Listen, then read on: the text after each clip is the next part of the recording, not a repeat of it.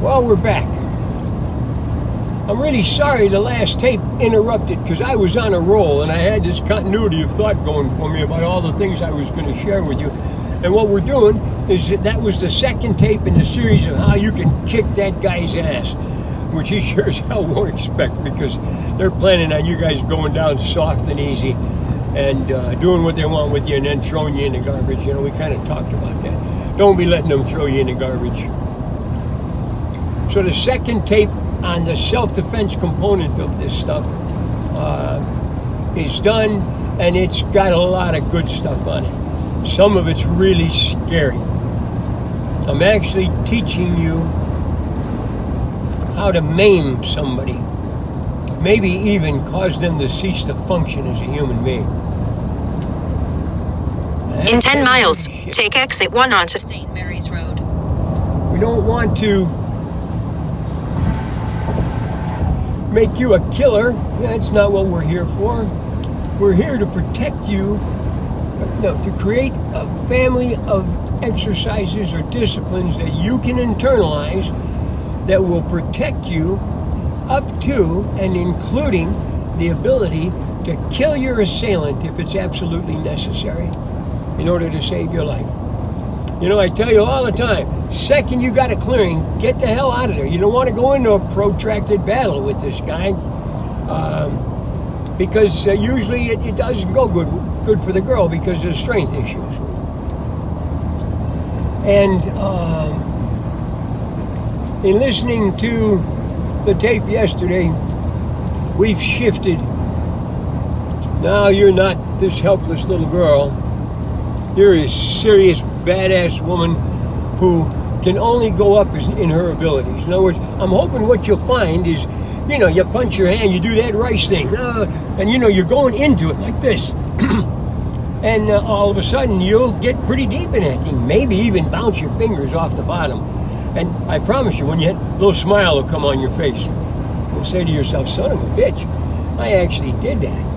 And if I could punch into a bucket of rice and go all the way down to the bottom, how hard can it be to punch into somebody's eye socket and just take that baby away from him? Matter of fact, I promise you, just stick your fingers 3 inches into his head. There's a lot of damage going on that side.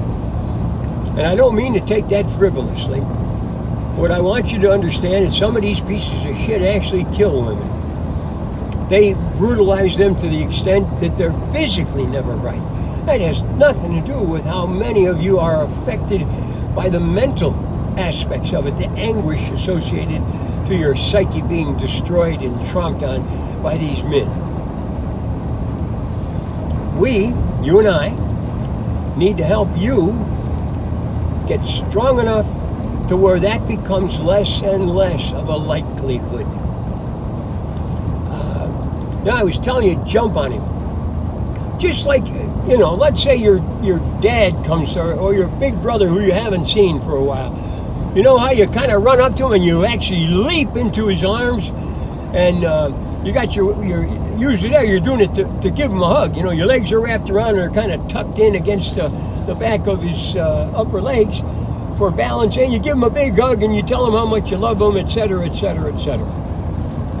That excited leap is the leap we're looking for when it comes time to jump on this piece of shit. You need to be airborne when you get to him, because his natural reflex will be to catch you. And that's exactly what you want. His arms open and down, because he doesn't know what the hell. What do you do with some girl who's flying at you? Now, if you're quick, maybe you step out of her way, slam her down. You know, we talked about that. This is not necessarily going to be free, but for some of you it will be. He'll be crying on his hands and knees. Please, please don't hurt me anymore. And in that case, you get on your phone, you get the cops. Don't stay there with him. Fuck that. Get out of, get away. But you know, you got your cell phone. Take a half a dozen pictures of him from different angles, so that you can present them to the cops. We're trying to utilize all the things that we can pull to bear that make sense. A lot of you girls go out in groups from anywhere from 2 to 15, I guess. I mean, there's no limit to how many you can pack in if the party's right. And you know, many of you are partiers, and that's wonderful. all you got to do is look at films of young people, young adults having a good time. It's wonderful. All that energy's busting out. Most of the dances that people do have got a lot of bounce to them. You know, they're tribal rhythms. Just go look at an old Tarzan movie sometime. You got to go for the real stuff. Johnny Weissmuller. I tell you a story, fast story. I wanted to show my grandson, because I was a Tarzan movie fan when I was a kid, you know, and these are black and white, not really professional, you know, they're shot with the best technology they had then, but nothing compared to the clarity and the resolution that you see in today's film. But we watched the whole thing, and he said, you know, I really enjoyed this. I never saw anything like that. Those films were rife with animals, and my favorite Tarzan was Johnny Weissmuller. Is that his name? I never thought I'd forget his name. It's Johnny Weissmuller, I believe. He was an Olympic swimmer, was pressed into service. There were other guys. Buster Crabbe did it. There's a new Tarzan movie came out not too long ago. I don't know what the man's name was, but he did a good job. It was a believable thing if you were a Tarzan fan. You can see where as he aged, he got some, you know, they took him back to England and cleaned him up. He comes back and saves the natives. Everybody needs to save, you know, everybody needs to be saved. Even way back then, they knew it. That's why they sent Tarzan in, to save those guys. Go to the gym. Go to the dojo. I'll bet there's, if you live in any kind of a populated area, there's probably one within a mile of your house. May even have one across the street if you live in a densely packed city, you know, where there's a lot of apartments and real dense shops along the local thoroughfare. And go talk to the master teacher there. He'll be called sensei if it's a karate house. I don't know what the guys in the other disciplines call their bosses, but almost everybody who's got involved in that understands that the sensei is the teacher, okay? In one way, you could look at me as your sensei. I'm teaching you stuff that no one else will teach you, because A, they don't know about it, and B, they don't want to be associated with the fact that you may actually damage somebody irreparably. In 2 miles, take exit 1 onto St. Mary's Road. And that'll make the news. If this works, you know, all of you girls may just ignore me. That'll be a real shame. It'll be your loss, I'll tell you. Because right now, nobody I know is trying to help you get over that hump of what to do when one of those guys grabs you. So, if you can internalize the notion that a good portion of this is up to you. If you want to use these fingers, you gotta tough them up a little bit. Otherwise, you'll be popping fingers every time you hit something. That's okay, though. Let's say you said, oh, you're nuts, Bhagwan. I'm not going to do that bucket thing. I don't need that bucket thing. Some guy assaults you, you get the shot like this. You just start that way. Some guys will bend their knuckles. I can't do it. My fingers are so beat up. I used to be able to make this a flat surface. This guy was pushed in. But I'm an old man. I got some arthritis going on that's pretty serious.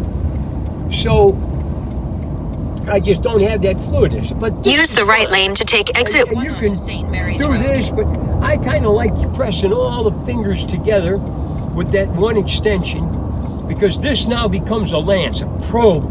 Wah, wah, right in there. It's good for other things beside the eyes.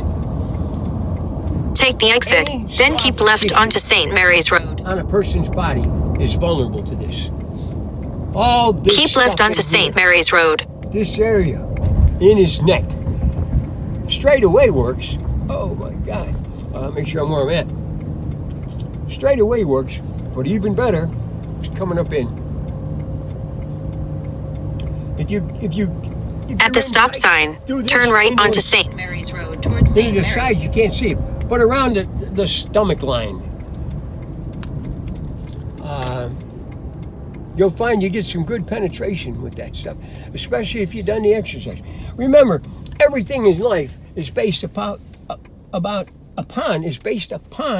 you doing your exercises.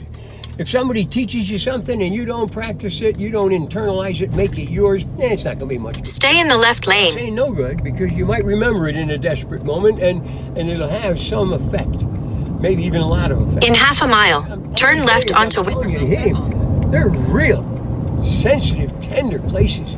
You don't have to hit him really, really hard to do damage in those places. So, go to the dojo. It's not going to cost you a lot of money from the big picture of things. And I'll tell you some of the bonuses. If you go and you play seriously, most of those places, the more established ones are open 7 days a week.